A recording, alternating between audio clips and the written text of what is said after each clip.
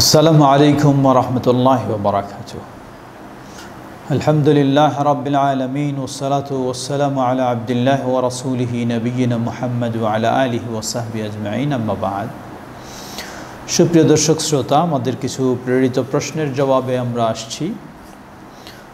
আমাদের এক ভাই প্রশ্ন করেছেন যে মাতুরিদি মতবাদ কি? ইমাম আবু হানিফা রাহিমাহুল্লাহ কি মাতুরিদি ছিলেন? জবাব, মাতুরিদি মতবাদ এটি একটি বিশেষ করে আকীদার ক্ষেত্রে অত্যন্ত গুরুত্বপূর্ণ ও স্পর্শকাতর বিষয়। অবাক হতে হয় যে অনেকেই মাতুরিদি আকীদায় বিশ্বাস করেন, অথচ মাতুরিদি কি জিনিস সেটা তিনি জানেন না। মুসলিমদের অবস্থা আজকে এ ধরনের হয়েছে। মাতুরিদি এটা মূলত ইমাম আবু মনসুর আল মাতুরিদি, তার দিকে সম্পৃক্ত করেই এ আকীদা। আবু মনসুর আল মাতুরিদি, যিনি সামারকান্দ বা খোরাসানে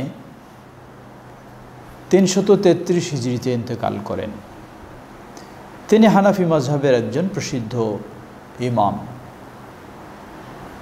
কিন্তু দুঃখজনক বিষয় হলো, ইমাম আবু মনসুর আল মাতুরিদি তিনি ইমাম আবু হানিফা রাহিমাহুল্লাহর আকীদা থেকে ভিন্ন দিকে চলে যান। জাহমিয়া, মু'তাজিলা তাদের সাথে পাল্লা দিতে গিয়ে আবু মনসুর আল মাতুরিদি বিশেষ করে আল্লাহ সুবহানাহু ওয়া তাআলার বিষয়ে আহলুস সুন্নাহ ওয়াল জামাআহ এর যে আকীদা, প্রসিদ্ধ 4 ইমাম, ইমাম আবু হানিফা রাহিমাহুল্লাহ, ইমাম মালিক, ইমাম শাফিঈ, ইমাম আহমদ বিন হাম্বল রাহিমাহুমুল্লাহ জামিআ, তাদের যে আকীদা জাহমিয়া এবং মু'তাজিলাদের সাথে পাল্লা দিতে গিয়ে ইমাম মাতুরিদি সেই আকীদা থেকে বের হয়ে যান। যার ফলে কোরআন এবং সুন্নাহকে নিঃশর্তে কোনো মন্তব্য বক্তব্য ছাড়াই গ্রহণ না করার কারণে আবু মনসুর আল মাতুরিদি তিনি আকীদার ক্ষেত্রে বিশেষ করে আল্লাহ সুবহানাহু ওয়া তাআলার বিষয়ে ঈমানের ক্ষেত্রে মু'তাজিলা এবং জাহমিয়া এক প্রকার তাদের মতোই নীতি অবলম্বন করেন। তাদের নীতি কি? তাদের নীতি হচ্ছে যে আল্লাহ সুবহানাহু ওয়া তাআলার বিষয়ে কোরআন এবং সুন্নাহ যা বলবে তা মেনে নেওয়া নয়, বরং বিবেক যা বলবে তা মেনে নেওয়া। তাকদীমুল আকলি আলাল নাকল, কোরআন এবং সুন্নাহর ঊর্ধ্বে বিবেক বুদ্ধিকে প্রাধান্য দেওয়া এবং বিবেক বুদ্ধির দলিলের আলোকে, যুক্তির দলিলের আলোকে আল্লাহকে বিশ্বাস করা। এই ভ্রান্ত চিন্তার দিকেই ইমাম মাতুরিদি যান। তিনি যেহেতু হানাফি মাযহাবের একজন প্রসিদ্ধ ইমাম ছিলেন, তার এই আকীদার ক্ষেত্রে যে পদস্খলন ঘটে, যা ইমাম আবু হানিফা রাহিমাহুল্লাহর আকীদা থেকে তিনি সরে আসেন এবং তার থেকেই পরবর্তীতে ইমাম নাসাফি এবং আরও যারা রয়েছেন তারা সেই আকীদার উপর প্রতিষ্ঠিত হন। সমকালীন যুগে অর্থাৎ কিছু আগে শেখ মোহাম্মদ জাহেদ আল কাউসারি তিনি সেগুলিকে আরও সুপ্রতিষ্ঠিত করার জন্য জীবনকে উৎসর্গ করেন, যার ফলে তিনি আহলুস সুন্নাহ ওয়াল জামাআতের আকীদাকে চরমভাবে কলুষিত করার চেষ্টা করেছেন। প্রসিদ্ধ ইমাম তাদেরকে অশালীনভাবে গালিগালাজ ইত্যাদিও করেছেন। অপরদিকে কবর পূজারী, মাজার পূজারী ইত্যাদি এই জাতীয় ভ্রান্ত আকীদাকে তিনি প্রতিষ্ঠিত করার জন্য জীবনকে উৎসর্গ করেছেন। তো মাতুরিদি বিশেষ করে আল্লাহ সুবহানাহু ওয়া তাআলার নাম এবং গুণাবলীর ক্ষেত্রে, আসমা এবং সিফাতের ক্ষেত্রে মাতুরিদি আকীদা, আহলুস সুন্নাহ ওয়াল জামাআতের আকীদা হলো, ইমাম আবু হানিফা রাহিমাহুল্লাহর আকীদা হলো, ইমাম মালিক, ইমাম শাফি, ইমাম আহমদ বিন হাম্বল রাহিমাহুল্লাহ তাদের আকীদা হলো, যেমনইভাবে আল্লাহ রাব্বুল আলামিন তিনি তাঁর কিতাবে এবং তার রাসূল মুহাম্মদ সাল্লাল্লাহু আলাইহি ওয়াসাল্লাম সহিহ হাদিসে বর্ণনা দিয়েছেন আল্লাহর, ঠিক সেভাবে আমরা মেনে নেব। কোনো বিকৃতি, কোনো অস্বীকৃতি, কোনো মাখলুকের সাথে সাদৃশ্য স্থাপন, কোনো অপব্যাখ্যা ছাড়াই।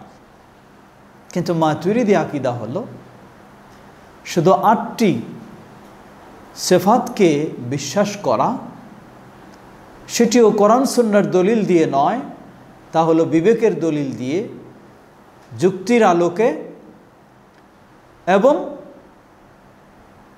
অন্যান্য সব আল্লাহ রাব্বুল আলামিনের সিফাতগুলিকে হয় অপব্যাখ্যা করা অথবা এগুলির অর্থ জানি না, বুঝি না বলে তাদের পরিভাষায় তাফউইদ, আল্লাহর দিকেই সুপর্দ করা, এ হলো তাদের আকীদা। এটি কখনো আহলুস সুন্নাহ ওয়াল জামাআর আকীদা নয়। সবচেয়ে বড় বিভ্রাট হচ্ছে কোরআন এবং সুন্নাহর আলোকে আল্লাহর সিফাতগুলিকে মেনে নিতে রাজি না। 8টি সিফাতকে মেনে থাকেন, আল হায়াত ওয়াল কুদরা ওয়াল ইরাদা ওয়াস সাম' ওয়াল বসর ওয়াল কালাম ওয়াত তাকবীন, এই ধরনের তারা এই 8টি সিফাতকে বেছে নিয়েছেন। সেগুলি যুক্তির আলোকে, কোরআন সুন্নাহর দলিলের আলোকে নয়। সুতরাং মাতুরিদি আকীদা আজকে বিশ্বব্যাপী হানাফি মাযহাবের ভাইয়েরা, তারা আফসোসের সাথে বলতে হয়, ইমাম আবু হানিফা রাহিমাহুল্লাহর আকীদা আল্লাহর সুন্দর নাম ও গুণাবলীর ক্ষেত্রে, আসমা ও সিফাতের ক্ষেত্রে বা আল্লাহর প্রতি ঈমানের ক্ষেত্রে তারা ইমাম আবু হানিফা রাহিমাহুল্লাহর আকীদা বিশ্বাস করেন না, বিশ্বাস করেন ইমাম মাতুরিদির আকীদা। এটি আমার কথা নয়, ভারতবর্ষের প্রসিদ্ধ সেই দেওবন্দ, তাদের স্বীকৃতি এটি। তারা বলে থাকেন, নাহনু হানাফিয়ুন ফিল মাযহাবি, ফিকহি মাসআলা মাসাইল ইত্যাদির ক্ষেত্রে আমরা হানাফি, ওয়া মাতুরিদিয়ুন ফিল আকীদাতি, কিন্তু আকীদার ক্ষেত্রে আমরা হলাম মাতুরিদি। এটি অত্যন্ত দুঃখজনক বিষয়। আমাদের দেশে হানাফি মাযহাবের অনেক প্রসিদ্ধ আলেমগণও, দুঃখ লাগে, কোরআন সুন্নাহ স্পষ্ট সামনে থাকা সত্ত্বেও সাহাবী, তাবেঈ এবং প্রসিদ্ধ 4 ইমাম তাদের আকীদা স্পষ্ট থাকা সত্ত্বেও তারা ভিন্ন আকীদার দিকে চলে গেছে। এটি অত্যন্ত দুঃখজনক বিষয়, এটি ভয়ঙ্কর বিষয়। এই আকীদার ক্ষেত্রে যখন কোরআন সুন্নাহকে গ্রহণ না করে ভ্রান্ত চিন্তার দিকে, বিবেক প্রসূত, মস্তিষ্ক প্রসূত যুক্তির আলোকে আল্লাহর বিষয়গুলিকে গ্রহণ করতে চান, তখনই এই ভ্রান্ত চিন্তায় চলে যায়। এটি হলো জাহমিয়াদের ভ্রান্ত হওয়ার কারণ, মুতাজিলাদের ভ্রান্ত হওয়ার কারণ, কাদেরিয়াদের ভ্রান্ত হওয়ার কারণ, জাবরিয়াদের ভ্রান্ত হওয়ার কারণ। যত ভ্রান্ত দল, তাদের ভ্রান্ত হওয়ার কারণই হলো এটা। আকীদার ক্ষেত্রে, বিশেষ করে আল্লাহ সুবহানাহু ওয়া তাআলার ক্ষেত্রে, গায়েবী বিষয়ের ক্ষেত্রে কোরআন এবং সুন্নাহকে প্রাধান্য না দিয়ে বিবেক বুদ্ধিকে প্রাধান্য দেওয়া। প্রশ্ন ছিল, ইমাম আবু হানিফা রাহিমাহুল্লাহ কি মাতুরিদি ছিলেন? জবাব, না, বিশেষ করে আসমা এবং সিফাতের ক্ষেত্রে ইমাম আবু হানিফা রাহিমাহুল্লাহ তিনি আহলুস সুন্নাহ ওয়াল জামাআতের আকীদার অনুসারী ছিলেন,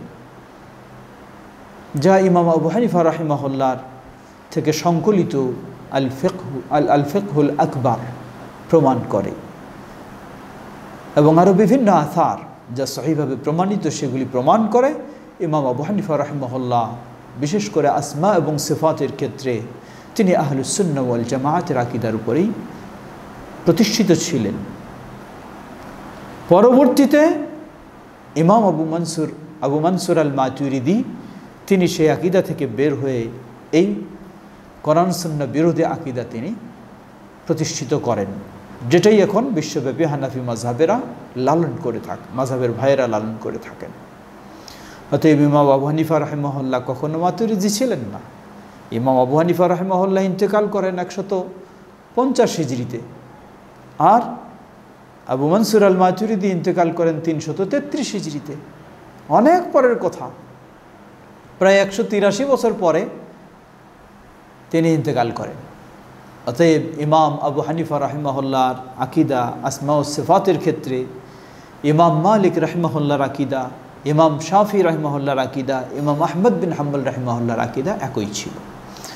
আল্লাহ আমাদেরকে সঠিক বিষয়টি কোরআন এবং সুন্নাহর আলোকে গ্রহণ করার ও ভ্রান্ত বিষয় থেকে ফিরে আসার তৌফিক দান করুন। আল্লাহকে ভয় করা উচিত। একজন মানুষ আত্মমর্যাদা বোধ করবে সে কোরআন সুন্নাহর অনুসরণে, কোনো ব্যক্তির মতবাদ অনুসরণে নয়। সত্যিই যদি কেউ আলেম হয়ে থাকে তাহলে তারও এটাই দাবি হওয়া উচিত, এটাই কাজ হওয়া উচিত, নিজেই তিনি কোরআন এবং সুন্নাহর অনুসারী হবেন এবং তার বক্তবৃন্দ পরিচিতদেরকে কোরআন এবং সুন্নাহর দিকে পথ দেখাবেন। এটাই সালাফিদের দাওয়াত, এটাই প্রসিদ্ধ 4 ইমামের দাওয়াত। আল্লাহ আমাদের সেটি বোঝার এবং সে অনুযায়ী নিজেদেরকে আকীদা আমল আদর্শে গ্রহণ করার, গড়ে ওঠার তৌফিক দান করুন। ওসল্লাল্লাহু তাআলা নবিয়িনা মুহাম্মদ ওয়া আলা আলিহি ওয়া সাহবিহি আজমাইন। আসসালামু আলাইকুম ওয়া রাহমাতুল্লাহি ওয়া বারাকাতুহু।